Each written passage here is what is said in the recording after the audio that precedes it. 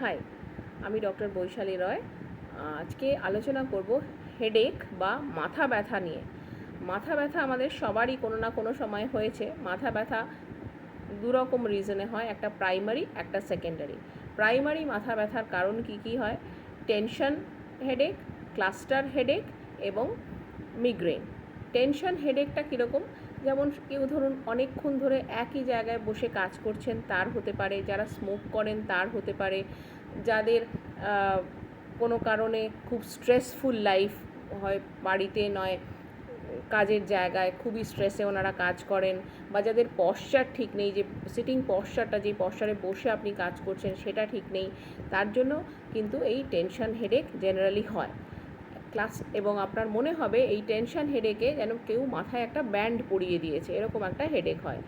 Cluster হেডেকটা কীরকম? একটা ছুরি বিধানোর মতন ব্যথা হয় এবং তার সাথে সাথে চোখে জল আসে, নাকের জল আসে, অর্থাৎ একটা অ্যালার্জিক এলিমেন্টও থাকে এটার সাথে।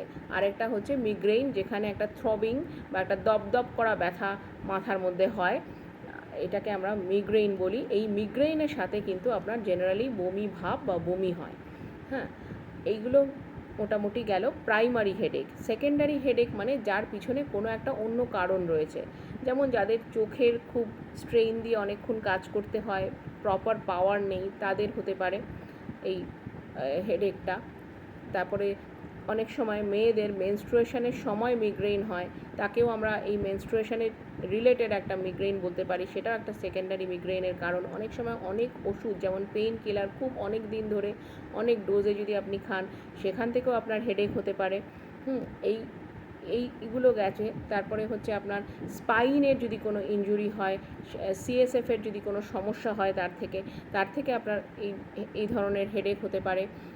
সাইনোসাইটিস, যেটা মানে সাইনাসের যে ইনফ্লামেশন বা প্রদাহ, আমাদের এই যে মুখে যে সাইনাসগুলো থাকে, তার থেকেও কিন্তু মাথা ব্যথা হয়। অনেক সময় জ্বর হলে তার সাথে মাথা ব্যথা হয়, সর্দি কাশি হলে তো মাথা ব্যথা হয়ই আমাদের তার সাথে। এইগুলো মোটামুটি রিজন যে মাথা ব্যথা হওয়ার। কিন্তু অনেক সময় মাথা ব্যথা কিন্তু ভিতরকার কোনো টিউমার বা কোনো সিরিয়াস প্রবলেম, যেমন মেনিনজাইটিস, এনসেফ্যালাইটিস, এই ধরনের জ্বরের মধ্যে মাথা ব্যথা হতে পারে। হ্যাঁ, ওই জন্য যদি মাথা ব্যথার সেরকম কোনো রিজন আপনার খুঁজে না পান, বা যদি মনে হয় যে এই মাথা ব্যথাটা কেন হচ্ছে বুঝতে পারছেন না এবং লং স্ট্যান্ডিং হয়, অবশ্যই আপনার ফিজিশিয়ানকে দেখান। হ্যাঁ, হয়তো উনি কোনো একটা স্ক্যান বা এমআরআই করে বুঝতে পারবেন যে আপনার মাথা ব্যথার সঠিক কারণটা কী। হ্যাঁ, যদি ওনার কাছে আপনি যান, তবে ওনার কিন্তু সুবিধে হবে, যত তাড়াতাড়ি যাবেন এই কজগুলো ডিটেক্ট করতে। কারণ সবসময় যে সাধারণ মাথা ব্যথা তা নাও হতে পারে, মাথা ব্যথার গভীর বা ডিপ সিটেড কোনো রিজনও থাকতে পারে। সেই জন্য সত্বর ডক্টর দেখাবেন এবং ওনার কথা অনুযায়ী কাজ করবেন। Thank you.